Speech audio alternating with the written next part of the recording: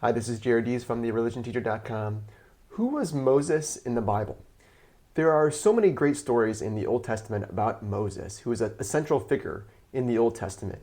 He is the one who led the people of Israel out of slavery in Egypt towards the Promised Land. And through him, God made a covenant with his people, with the people of Israel, by giving the Ten Commandments. So among the many stories, beginning with his birth all the way into his death in the Old Testament, the key identities of Moses are both a liberator and a lawgiver.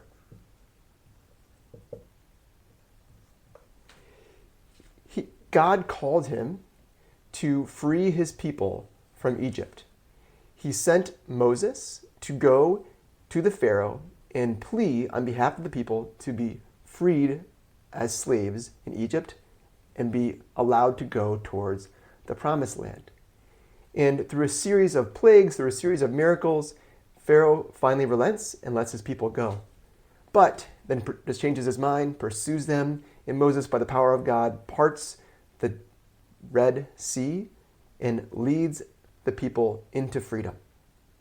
But before they get to the Promised Land, God gives his people the Ten Commandments, the laws, the many laws in the Old Testament to be followed as a covenant with him. He's going to be their God, and they are going to be his people. And as his people, they're going to follow his laws, particularly the Ten Commandments.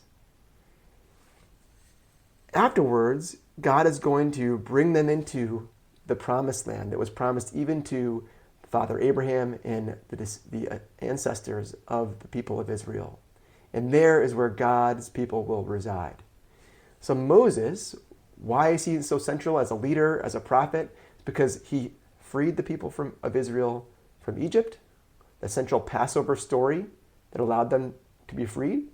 And then through the covenant, the Ten Commandments are given to his people through Moses. He's both a liberator and a lawgiver.